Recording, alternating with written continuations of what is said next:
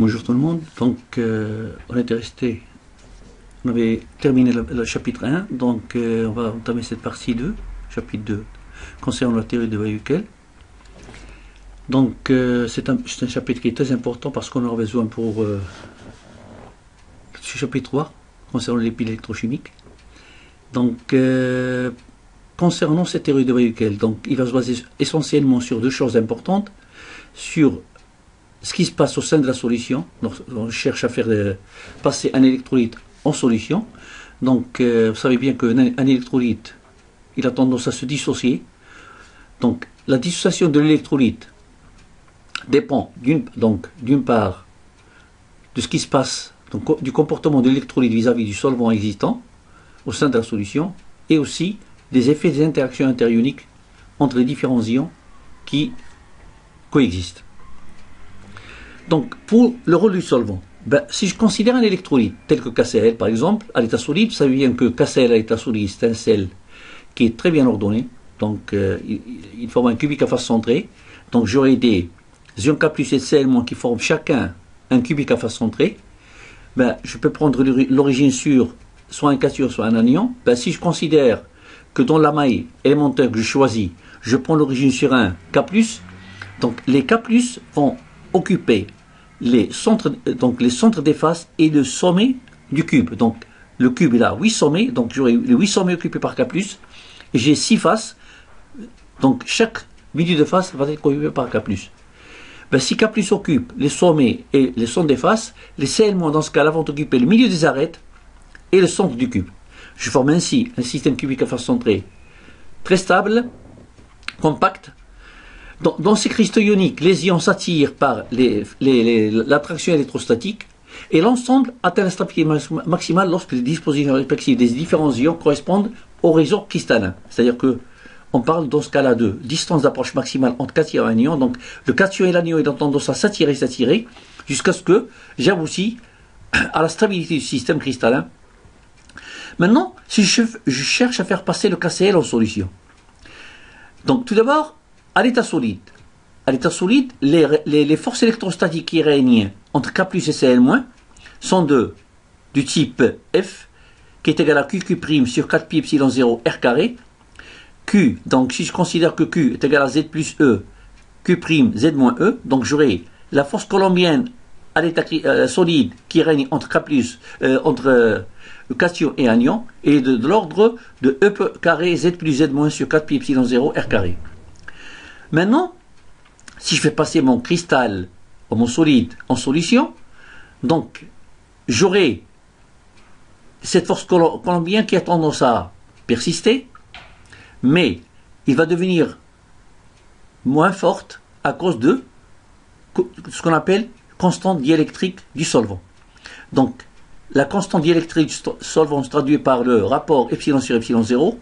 Donc, plus cette constante diélectrique est importante, plus la force colombienne devient plus faible. Donc, vous savez bien que dans le cas de l'eau, qui est parmi les solvants les plus dissociants, la constante diélectrique est l'ordre de 80, c'est-à-dire que la force colombienne en solution, entre cation et anion, de KCl, devient 80 fois plus faible.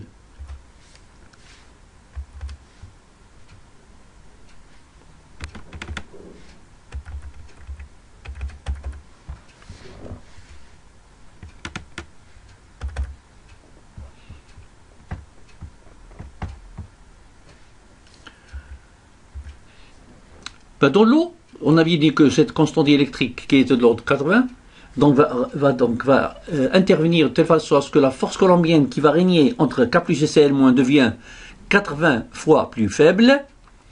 Donc, cette force colombienne qui devient plus faible, donc il ne va pas persister devant l'agitation thermique existante au sein de la solution. Donc, plus l'agitation thermique, plus on chauffe, plus cette agitation thermique devient importante. Donc, on va aboutir à la dissociation de notre électrolyte. Donc la facilité de cette dissociation des électrolytes en solution aqueuse se comprend aisément en fonction de la constante diélectrique du solvant. Donc notre cas c'est l'eau.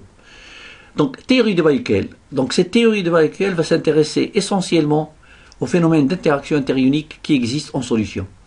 Cette interaction entre les différents ions sauf à dilution infinie, va faire modifier les propriétés de la solution prévues dans le modèle de l'ion libre. Donc, généralement, on vous a toujours appris que, donc on vous place toujours dans le cas de solution infiniment diluée, c'est-à-dire de supposer qu'il n'y a pas d'interaction interionique, alors que réellement, en solution réelle, il y a toujours existence de ces interactions ioniques qui ont tendance à faire modifier les propriétés de la solution par rapport aux solutions diluées. Donc plus la solution est concentrée, plus ces interactions interioniques deviennent importantes, plus il y aurait ces propriétés de l'ion libre qui vont être plus modifiées. Donc ces interactions sont de nature variée. On parle de attraction électrostatique entre cation et anion, entre des particules diversement chargées, et force d'induction introduite par les ions sur les molécules du solvant. Donc on a deux choses. Donc on a les forces coulombiennes entre particules diversement chargées qui ont tendance à s'attirer, se repousser dans le cas des ions de même signe, et aussi les forces d'induction introduites par les ions sur les molécules du solvant. On sait bien que le solvant, si je prends le solvant comme l'eau par exemple, l'eau, vous savez bien que l'eau, il est formé d'un atome d'oxygène et de deux atomes d'hydrogène. Vous savez bien que l'oxygène est plus électronégatif que l'hydrogène. Donc, j'aurais tendance à former un type de dipôle, puisque l'oxygène a tendance à attirer les électrons de liaison vers lui. Donc, j'aurai une charge partielle négative sur l'oxygène et une charge partielle positive sur l'hydrogène. Donc, j'aurai la molécule qui va se comporter comme les molécules donc vont se comporter comme des dipôles. Le borne moins c'est l'oxygène, le borne plus c'est l'hydrogène. Donc la théorie de Debye-Hückel va concerner la distribution des ions autour d'un ion donné et l'effet global de ses voisins ioniques sur les propriétés de la solution. Donc on va voir ce qui se passe au sein de la solution, donc comportement des différents ions vis-à-vis entre elles, et aussi comportement des ions vis-à-vis des molécules solvants. Donc Debye-Hückel, ils ont tendance à restreindre ce problème en émettant les hypothèses simplificatrices suivantes pour que le système soit, donc il est si complexe, donc pour qu'on puisse résoudre ce type de problème. Donc ils ont posé les hypothèses de base essentielles. Donc ils ont considéré que seules sont importantes les forces d'attraction coulombienne. Toutes les autres forces intermoléculaires vont être négligeables. Ils vont considérer que l'attraction coulombienne au sein de la solution. Deuxième hypothèse, c'est que la constante diélectrique de la solution va être peu différente de celle du solvant. Donc il aura même ordre de grandeur que celle du solvant. Les ions vont être considérés comme des charges ponctuelles impolarisables possédant un champ coulombien symétrique. C'est-à-dire que les ions, on va éliminer, c'est-à-dire on va supposer que les ions vont conserver leur aspect géométrique sphérique, c'est-à-dire qu'il n'y aura pas de déformation des ions en solution, et que le champ réunion à la surface de l'ion serait inversement proportionnel à son rayon, c'est-à-dire que ils sont indéformables. Les électrolytes forts sont complètement dissociés à toutes les concentrations, et puis finalement, les énergies des interactions ioniques sont faibles par rapport à l'énergie thermique, c'est-à-dire qu'on va considérer, on ne placer toujours que dans le cas où les attractions coulombiennes ou les interactions ioniques entre cation et anion au sein de la solution vont être négligeables devant l'énergie thermique, donc on va pousser toujours à la dissociation totale de notre électrolyte. Les principaux résultats de ces hypothèses de Debye-Hückel. Définition de ce qu'on appelle la force ionique. Donc la force ionique de la solution, donc c'est une grandeur qui va nous renseigner sur l'état de la solution. Donc des études systématiques ont bien montré que lorsqu'on ajoute un électrolyte à l'équilibre, l'effet observé est indépendant de la nature chimique de l'électrolyte ajouté, mais il va dépendre d'une propriété de la solution qu'on appelle force ionique de la solution. Donc cette force ionique est définie par J, on la symbolise par J ou bien par grand I dans certains ouvrages. Donc J est égal à 1/2 de la somme des ZI carré CI. ZI, c'est l'électrovalence de l'ion, et CI, sa concentration. On définit la même expression de la force ionique en termes aussi de la molalité. Lorsque j'exprime la concentration, non pas en mol par litre, mais en mol par gramme, qu'on appelle molalité, je définis de la même manière la force ionique qui est égale à la 1/2 de la somme des ZI carré et mi. Donc, l'effet de la charge sur la force ionique de la solution. Donc, si je considère un électrolyte de la forme AB, de telle manière à ce que là, Z plus égale à Z moins égale à 1, donc le type NaCl ou KCl, donc si je fais le calcul de la force ionique, je trouve toujours, dans le cas d'un électrolyte AB, de telle manière à ce que Z plus égale à Z moins égale à 1, j'aurai toujours la force ionique est égale à la concentration de l'électrolyte. Donc J égale à C. Si maintenant je passe à un électrolyte de la forme AB2 ou A2B, c'est-à-dire un cation pour deux anions ou deux cations pour un anion, donc si je fais le calcul, je trouverai toujours une force ionique J qui est égale à 3C. Avec C bien sûr la concentration de mon électrolyte. Mais dans le cas d'un électrolyte de la forme AB3 ou A3B, comme le cas de AlNO3 3 fois, ou bien Na3 3 cations pour un anion PO4 3 1, donc dans ce cas, je trouverai une force ionique de la solution qui est égale à 6 fois C. Ben si maintenant je me place dans le cas d'une solution contenant un électrolyte AB, mais dont la valence du cation égale à celle de l'anion égale à 2, ben dans ce cas-là, j'aurai la force ionique qui est égale à 4C. Donc d'une manière générale, je dirais que on remarque que la force ionique J d'une solution d'un électrolyte fort contenant uniquement des ions porteurs d'une charge unitaire, comme le cas de NaCl, est égale à sa concentration molaire totale, est égale à C. Cette valeur de J va excéder, devient supérieure à C, dans le cas où j'aurai des systèmes AB2, AB3 ou bien AB avec une valence de cation égale, celle de l'anion égale à 2. Coefficient d'activité. Donc on va démontrer par la suite, donc on va le voir, essayer de voir TD, la séance de TD, donc comment on peut retrouver cette expression de la loi de Debye et Huckel. Donc Debye et Huckel, ils ont défini ce qu'on appelle le coefficient d'activité d'anion et exprimé le coefficient d'activité d'anion par log de gamma i, log décimal de gamma i, est égal à moins a zi carré racine carrée de j sur 1 plus b AI, avec AI, ce qu'on appelle le rayon électrochimique de l'ion I, racine carrée de J. Donc, relation valable pour des valeurs de J inférieures à 0,1. J, c'est la force ionique de la solution. ZI, c'est la valence de l'ion. AI étant son rayon électrochimique, ben, on définit le rayon électrochimique de l'ion, c'est son rayon lorsqu'il est solvaté, lorsqu'il va être entouré par la molécule d'eau. Donc, on ne parle plus de rayon cristallographique comme dans le cas du solide. Donc, puisque le rayon, c'est le rayon de l'ion plus le diamètre au moins d'une molécule d'eau, donc le rayon global de cristallographique avec des molécules d'eau au-dessus, donc ça définit ce qu'on appelle le rayon électrochimique de l'ion une fois qu'il est solvaté. A et B sont les constantes de Debye et Huckel. Vous remarquez bien que ces valeurs de A et B, d'après leur expression, dépendent de deux grandeurs. Ils dépendent de la température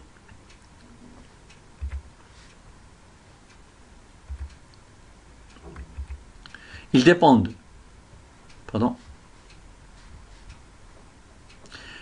de la température et de la constante diélectrique du solvant. Donc tous les autres termes sont des constantes. Donc que ce soit A ou B, vous remarquez bien B aussi, ils dépendent de T et de Y. Ben si je me place dans le cas d'un solvant comme l'eau, donc si je fixe la nature du solvant, c'est-à-dire je fixe la valeur de Y. Donc si je me place à la température constante, par exemple je prends la température à 25 degrés, donc à 25 degrés dans l'eau, ces valeurs de A et de B, ils vont prendre les valeurs A égale à peu près à 0,51 et B à 0,33. Si maintenant je me place à dilution infinie, donc lorsque CI tend vers 0, donc je me place dans le cas où j'élimine toutes les interactions interioniques. Ben dans ce cas-là, ben tout d'abord, lorsque je fixe la nature du solvant et la température, j'aurai ce produit B par le rayon électrochimique qui va devenir sensiblement 1 dans l'eau à 25 degrés, et aussi 1 plus la racine carrée de J qui devient sensiblement égal à 1. Donc, lorsque je me place à dilution infinie, c'est-à-dire CI tend vers 0.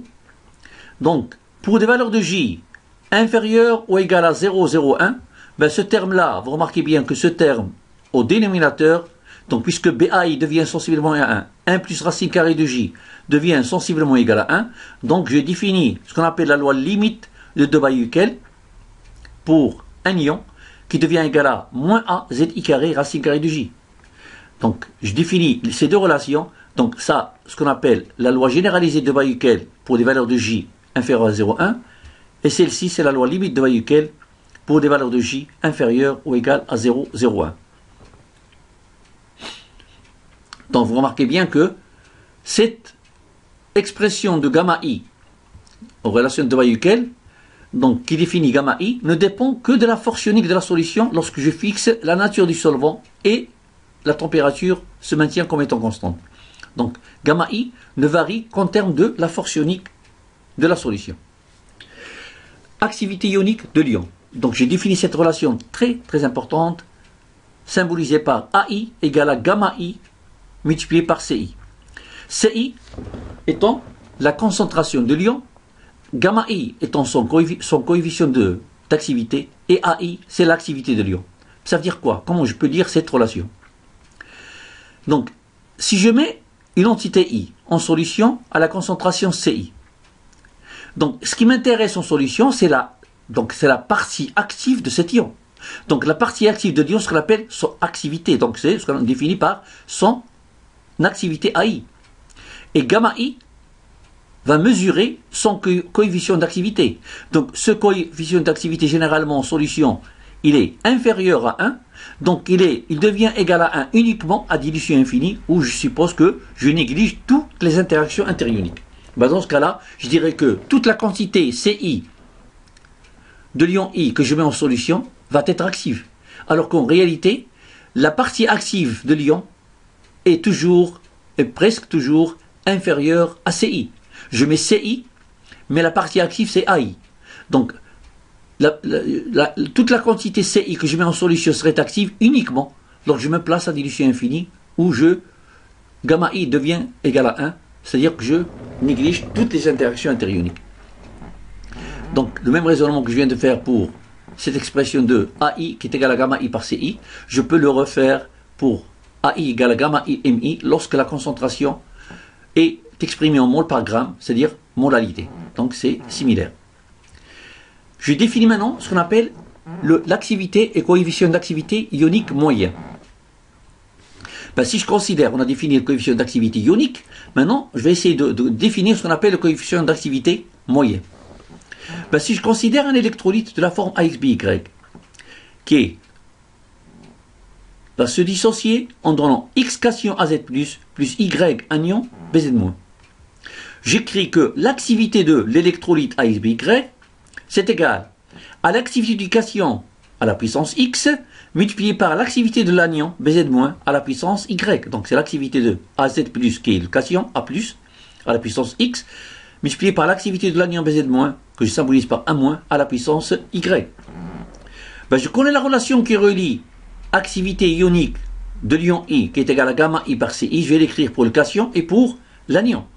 Pour le cation, j'écris que l'activité du cation, c'est gamma plus C+, l'activité de l'anion, c'est gamma moins C-. Donc si je reprends l'expression de l'activité de mon électrolyte, donc c'est l'activité du cation à la puissance X, je vais la remplacer par gamma plus à la puissance X, C plus à la puissance X, et l'activité de l'anion à la puissance Y, je vais la remplacer par gamma moins à la puissance Y, C moins à la puissance Y. Je vais rassembler les termes de gamma ensemble, donc j'aurai l'activité de l'électrolyte AXBY, c'est gamma plus à la puissance X, gamma moins à la puissance Y, concentration du cation à la puissance X, concentration de l'anion à la puissance Y. Je définis cette relation importante qui relie le coefficient d'activité ionique au coefficient d'activité moyen. J'ai gamma plus à la puissance X par gamma moins à la puissance Y n'est autre que coefficient d'activité moyen à la puissance X plus Y, qui est aussi égal à ce qu'on appelle le coefficient d'activité expérimental.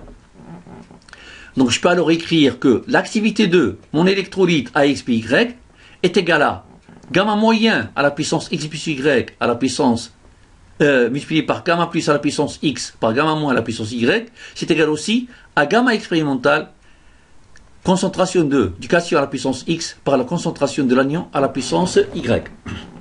On peut montrer que le coefficient d'activité, la relation de Debye-Hückel écrite pour ce coefficient d'activité moyen, s'écrit sous la forme de log de gamma moyen égale à moins a, z plus, z moins, racine carrée de j, sur 1 plus la constante de Debye-Hückel b, multipliée par d plus moins, ce qu'on appelle la distance d'approche maximale entre cation et anion, racine carrée de j.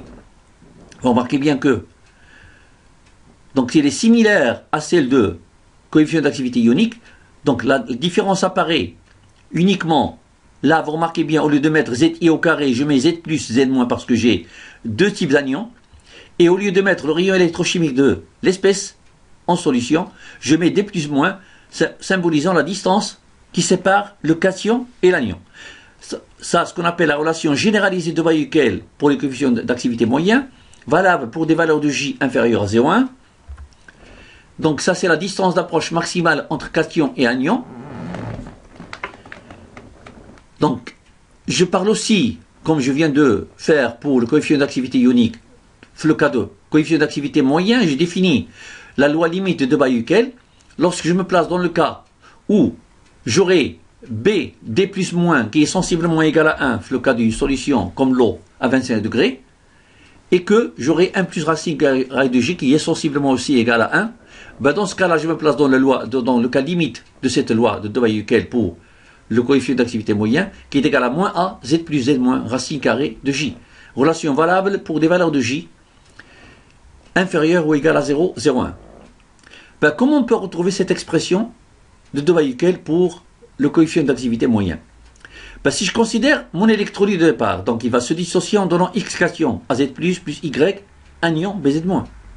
Je reprends l'expression de l'activité de mon électrolyte, j'avais bien écrit que c'était égal à l'activité du cation à la puissance X par l'activité de l'anion à la puissance Y. Je remplace l'activité du cation par son expression, l'activité de l'anion par son expression. Je me retrouve dans l'expression que j'avais écrite tout à l'heure, donc l'activité de mon électrolyte, donc c'est gamma plus à la puissance x, gamma moins à la puissance y, c plus à la puissance x, c moins à la puissance y, qui est égal aussi au coefficient d'activité moyen à la puissance x plus y, c plus à la puissance x, c moins à la puissance y, ou bien gamma expérimental, c plus à la puissance x, c moins à la puissance y.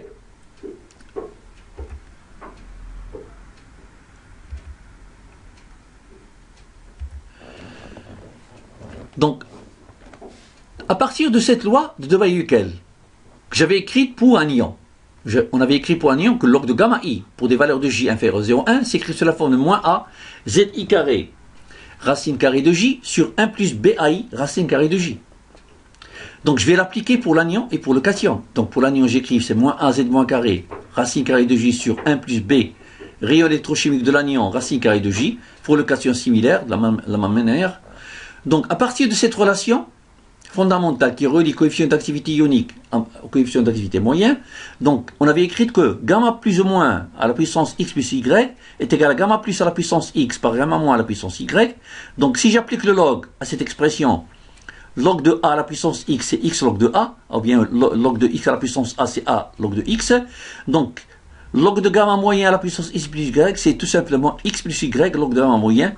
Log de a fois log de b, c'est log de a plus log de b. Donc c'est x log de gamma plus y log de gamma moins. Je vais reporter l'expression de log de gamma plus par son expression et log de gamma moins par son expression. J'aboutis à l'expression que j'ai là.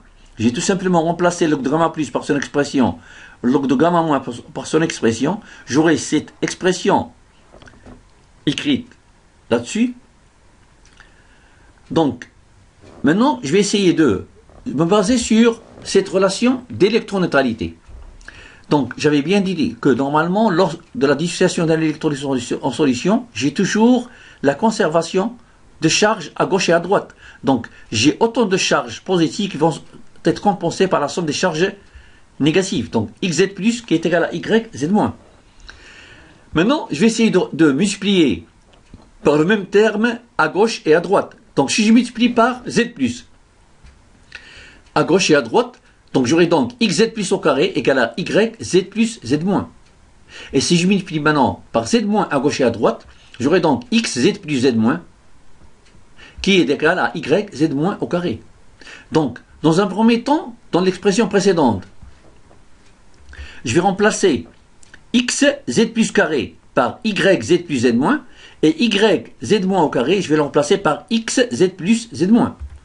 Donc, je remplace alors XZ plus carré par YZ- Z plus, et YZ- carré par XZ plus Z-. J'avoue aussi à ces deux expressions. Vous remarquez bien que les deux expressions diffèrent uniquement par le facteur Y et le facteur X. Ben, si je place toute cette expression-là en facteur, le moins A, Z plus Z-, racine carrée de J sur 1 plus B. Là, vous remarquez bien, en passant de cette ligne à celle-ci, j'ai fait remplacer A plus A moins par D plus moins, parce que le cas de mon électrolyte, je pars plus de rayon électrochimique, je pars de cette distance d'approche maximale qui sépare anion et cation, et j'écris en facteur X plus Y, parce que ce terme-là, il est le même. Donc, si je simplifie à gauche et à droite par X plus Y, j'aboutis à cette expression qui définit la loi de Bayes-Quell pour un électrolyte qui est égal à moins A, Z plus Z moins, racine carrée de J sur 1 plus B par la distance d'approche maximale entre cation et anion, racine carrée de J, relation valable pour J inférieur à 0,1. De même, je peux retrouver de la même manière l'expression, la loi de limite de Bayes-Quell pour un électrolyte. Donc, si je me place dans l'eau, à 25 degrés, j'aurai ce terme-là qui devient égal à, sensiblement égal à 1, et aussi 1 plus la racine carrée de J, qui est peu différent de 1, à dilution infinie. Donc, log de gamma moyen, qui devient donc égal à moins AZ plus Z moins racine carrée de J, donc ce qu'on appelle la loi limite de Bayes-Quell pour un électrolyte. Mesure expérimentale de coefficient d'activité. Donc on a bien vu comment on calcule le coefficient d'activité. Maintenant, on va voir comment on peut mesurer expérimentalement ce coefficient d'activité. Donc à partir de l'expression qu'on avait écrite, l'activité de AX BY, c'est gamma moyen à la puissance X plus Y, concentration de cation à la puissance X, celle de l'anion à la puissance Y, qui est égale aussi à gamma expérimentale, concentration de cation à la puissance X, celle de l'anion à la puissance Y. Donc, les méthodes expérimentales de détermination de gamma moyen sont, donc cette mesure se fait, alors cette détermination expérimentale se fait par trois méthodes. Donc, on peut la retrouver soit à partir de la constante de dissociation des électrolytes faibles, ou bien à partir de la solubilité des sels peu solubles, ou bien par mesure des forces électromotrices des piles électrochimiques. Donc, cette troisième méthode, on va la voir lorsqu'on va entamer le cas de piles électrochimiques. Donc, on va voir ces deux méthodes de détermination, de mesure expérimentale de ce coefficient d'activité moyen. Donc, on va tout d'abord voir le cas, comment on peut déterminer expérimentalement ce coefficient d'activité moyen à partir de la constante de dissociation des électrolytes faibles. Si je considère un électrolyte faible, comme AH, un acide faible par exemple, dans l'eau, il a tendance à se dissocier en donnant un- la base conjuguée de l'acide, mais plus H3O+. Donc si à l'instant t égale 0, je mets C mol par litre de mon électrolyte, à un instant t d'équilibre, je vais me trouver avec C facteur de 1- alpha, C alpha et C alpha. Donc si j'écris la constante d'équilibre ou la constante d'acidité, la constante d'équilibre Kc, c'est le rapport des concentrations des produits sur concentration des réactifs. Donc concentration de l'eau, elle est constante. Donc c'est 1- par H3O+ sur concentration de AH. Donc ça me donne C alpha carré sur 1 moins alpha. Maintenant, je vais réécrire la même expression de K constante, mais en termes d'activité. Donc en termes d'activité, donc ça c'est la constante thermodynamique réelle qui tient compte des interactions interioniques.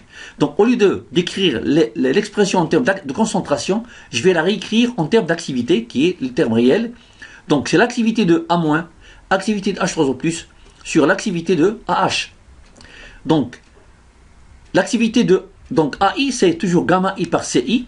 Donc, je vais remplacer l'activité de A- par sa concentration et son coefficient d'activité, de même pour H3O+, et de même pour AH. Donc, c'est gamma. Donc, le Kc, c'est tout simplement, si je remplace, donc, concentration de A- par concentration de H3O+, sur la concentration de AH, me définit Kc. Donc, je l'écris là. Il me reste alors gamma A-, gamma H3 au plus sur gamma de AH. J'ai tout simplement développé l'écriture de AI pour chaque espèce. Donc je me retrouve avec cette expression, c'est gamma A-, gamma H3 au plus sur gamma AH, multiplié par KC.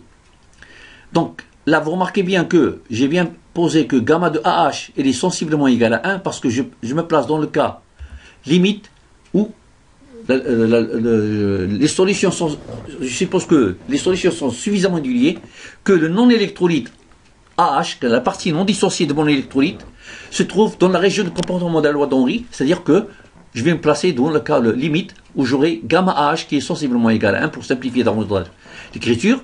Donc je reviens à mon expression de cas thermodynamique. Donc puisque j'ai supposé que gamma AH est sensiblement égal à 1, donc l'expression devient gamma A-, gamma H3O plus par KC. Donc gamma moins par gamma plus n'est autre que gamma moyen à la puissance. Donc x égale à 1, y égale à 1. Donc x plus y c'est 2. Donc c'est gamma moyen au carré multiplié par KC. Donc ça c'est ce que je viens de dire, parce que j'ai x égale à 1 égale à 1. Donc gamma moyen à la puissance x plus y devient égal à gamma moyen au carré, puisque x égale à 1, y égale à 1. Donc je réécris l'expression de la constante d'équilibre thermodynamique K thermodynamique, K gamma pardon, K gamma qui est égal à gamma de A- par gamma de H3O plus. Donc c'est gamma moyen au carré. Donc je vais appliquer le log à cette expression, log décimal à cette expression de K thermodynamique. Donc log décimal de K thermodynamique, c'est log de Kc plus log de K gamma. Et qui dit K gamma, c'est log de gamma moyen au carré.